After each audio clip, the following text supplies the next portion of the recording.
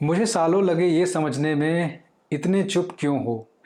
ये सवाल जो मुझसे बचपन से पूछा जाता रहा, कभी मेरे बारे में था ही नहीं। ये सिर्फ इस बात का सबूत था कि लोग मान कर चलते हैं कि हर दिमाग उनकी तरह काम करता है, और जब तुम्हारा दिमाग उनकी तरह काम नहीं करता तो प्रॉब्लम तुम्हें घोषित कर दिया जाता है, तुम्हारी सोच को नहीं।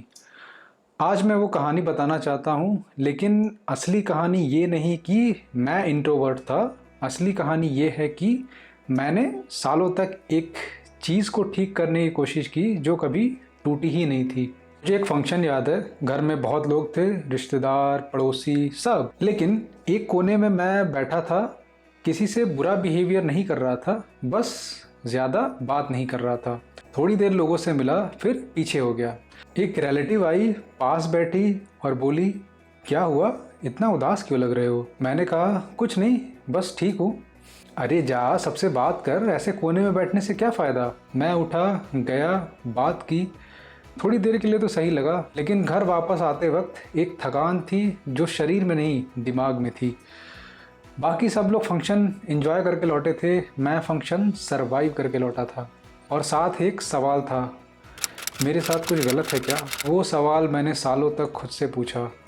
जवाब हर बार वही आता, तुम में कुछ कमी है। जवाब गलत था, लेकिन असली गलती सिर्फ इतनी नहीं थी कि मैं खुद को गलत समझता रहा। असली गलती ये थी कि मैंने सालों तक दूसरा इंसान बनने की कोशिश की थी। शुरुआत में जब बार बार कहा गया, लोगों से मिलो, बाहर जाओ, इतना चुप मत रहो, मैंने ये मान लिया था कि ये सही है। अगर सब इतनी आसानी से लोगों के बीच रह सकते हैं और मुझे मुश्किल लगता है, तो लॉजिक यही था, मुझ में कुछ कमी है। ये कोई एक पल नहीं था जब मैंने ये डिसाइड किया था, ये धीरे धीरे बैठा। हर बार जब किसी ने पूछा क्या हुआ, हर बार जब किसी ने कहा इतना अकेला मत बैठ, और एक बार जब ये मान लिया कि मैं ख़राब हूँ, तो अगला स्टेप खुद आ गया। अगर प्रॉब्लम मैं हूँ तो सॉल्यूशन भी मुझे ही ढूंढना था। तो मैंने कोशिश की, खुद को पुश किया, ज़्यादा फंक्शंस में गया, ज़्यादा बात करने की कोशिश की, हर सोशल सिचुएशंस को एक टेस्ट की तरह ट्रीट किया जिसमें पास होना ज़रूरी था। घर वाले खुश थे, देखो अब कितना मिलता जुलता है। लेकिन सबसे बड़ी समस्या ये नहीं थी कि मैं लोगों के बीच था, समस्या ये थी कि मैं लगातार एक ऐसा वर्जन बनने की कोशिश कर रहा था जो मैं कभी था ही नहीं। और जब तुम लगातार एक कैरेक्टर प्ले कर रहे हो, चाहे वो कितना भी सही लगे बाहर से, अंदर कुछ खर्च हो रहा है हर बार। फिर थकान ने सवाल पूछना शुरू किया। पहले मुझे लगा कॉन्फिडेंस की कमी है, फिर लगा सोशल एंग्जाइटी है, फिर लगा डिप्रेशन है। और जितना फिक्स करने की कोशिश करता गया, उतना थकता गया। महीनों बाद एक चीज़ हुई जो मैं इग्नोर नहीं कर पाया। मुझे अकेले रहने के लिए भी जस्टिफिकेशन देना पड़ता था। थोड़ी देर रेस्ट कर लूँ, ये कहना भी गिल्ट के साथ आता था। मैं आराम भी गिल्ट के साथ करता था। एक शाम किसी फंक्शन के बाद मैंने अपने कमरे का दरवाज़ा बंद किया और बस बैठा रहा, कुछ नहीं किया। और फिर भी दिमाग में एक आवाज़ थी, तुम्हें अब बाहर जाना चाहिए, सबके साथ बैठना चाहिए, ये ठीक नहीं है ऐसे अकेले बैठना। ऐसे ऐसे करके दिमाग में विचार चलते थे। मैं अपने कमरे में अपने ही समय में गिल्टी फील कर रहा था। यही वो मोमेंट था जब मैंने पहली बार खुद से सवाल पूछा, ये थकान किस चीज़ की है। जिस चीज़ को मैं ठीक करने की कोशिश कर रहा हूँ वो एक्चुअली प्रॉब्लम है, या ये थकान कुछ और बता रही है। मेरे पास जवाब नहीं था अभी तक। मैंने एक किताब में पढ़ा दिमाग की एक थ्योरी के बारे में, और जैसे जैसे पढ़ा एक एक चीज़ अपनी जगह पर बैठने लगी। मुझे पता चला कि हर इंसान के दिमाग का एक अलग बेसलाइन होता है। कुछ दिमाग ज़्यादा बाहरी स्टिमुलेशन से एनर्जी पाते हैं, और कुछ दिमाग को कम चाहिए होती है, और ज़्यादा मिलने पर वो ओवरलोड हो जाते हैं। ये चॉइस नहीं, पर्सनैलिटी फ्लॉ नहीं, ये एक बायोलॉजिकल फैक्ट है। और तब मुझे एहसास हुआ, मैं इतने साल जिस चीज़ को ठीक करने की कोशिश कर रहा था वो कभी टूटी ही नहीं थी। मेरी थकान फंक्शन से लौटने के बाद की, उसका एक नाम था, और उस नाम की कमी ने मुझे सालों गिल्टी रखा। तुम इलाज ढूंढने लगते हो एक ऐसी चीज़ का जो बीमारी ही नहीं थी। मैं भी यही करता रहा सालों। इन शॉर्ट, साइंस इतनी ही है। अलग दिमाग सिमुलेशन को अलग तरीके से प्रोसेस करते हैं। कुछ को ज़्यादा चाहिए होती सही फील करने के लिए, कुछ को कम। और जब किसी को कम चाहिए और वो ज़्यादा देर लोगों के बीच रहे तो थकान आती है, फेलियर नहीं। और एक ज़रूरी बात, ये शर्मीला होना नहीं है। शाही इंसान को लोगों से डर लगता है। मुझे डर नहीं लगता था, मुझे बस ज़्यादा देर के बाद रिचार्ज करने के लिए जगह चाहिए होती थी। बस इतना समझना काफ़ी है।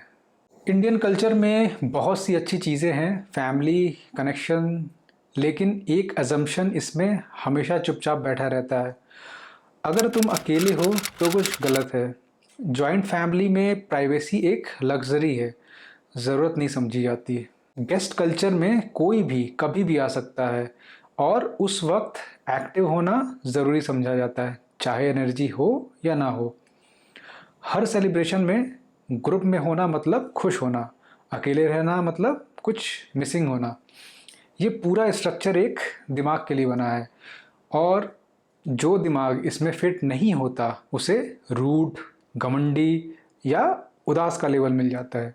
मुझे भी मिला था सालों तक। हर बार वो लेबल सिर्फ एक वर्ड नहीं था, एक छोटा सा वज़न भी था जो जुड़ता गया। ये गलती किसी की बुरी नीयत से नहीं हुई, ये एक अनदेखी रही कि किसी ने सोचा ही नहीं कि सब दिमाग एक जैसे काम नहीं करते। लेकिन उस अनदेखी का असर उन लाखों लोगों पर पड़ा जिन्हें सालों लगा कि वो खुद में ठीक नहीं है।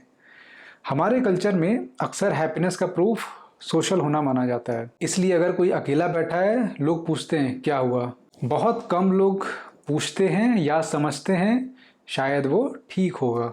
अगर तुम भी ये गिल्ट फील करते हो, सबसे ज़रूरी चीज़ अपनी ज़रूरत को एक्सप्लेन करना सीखो विदाउट अपोलोजाइजिंग। मुझे थोड़ा समय अकेले चाहिए, ये एक वैलिड सेंटेंस है। गिल्ट के साथ कभी मत कहो, एक फैक्ट की तरह कहो। आज अगर मैं उस फंक्शन में वापस जाऊं, उस कोने में बैठा हुआ और कोई पूछे इतने चुप क्यों हो, मेरा जवाब अलग होगा। शायद सिर्फ इतना होगा, मुझे थोड़ी देर ऐसे रहना पसंद है, बिना एक्सप्लेनेशन के, लंबे होने की ज़रूरत के। और अपनी एनर्जी को समझो, उससे लड़ो मत। थकान का होना नॉर्मल है, इसका मतलब रिचार्ज करने के लिए समय चाहिए, कुछ और नहीं। खुद को किसी और के जैसा बनाने की कोशिश बंद करो, ठीक होने की ज़रूरत नहीं है। सालों तक लोगों ने मुझसे पूछा इतने चुप क्यों हो, लेकिन मैंने कभी किसी से ये पूछते नहीं सुना इतना बोलते क्यों हो। और शायद वही मुझे पहली बार समझ आया। सवाल मेरे बारे में नहीं था, सवाल उस एजम्पशन के बारे में था कि सिर्फ एक तरह का इंसान नॉर्मल है। मैंने जो साल खुद को ठीक करने में बिताए, वो साल किसी बीमारी का इलाज नहीं थे, वो साल एक गलत सवाल ढूंढने में चले गए। सालों तक मैं गलत सवाल का जवाब ढूंढता रहा और अब जब कोई पूछता है इतने चुप क्यों हो, मैं जवाब नहीं देता, मैं सिर्फ सोचता हूँ तुमने कभी किसी एक्सट्रोवर्ट से ये नहीं पूछा। कैसा लगा आपको वीडियो? अगर आपके कोई इस बारे में थॉट्स हैं सो प्लीज़ कमेंट सेक्शन में ज़रूर बताना।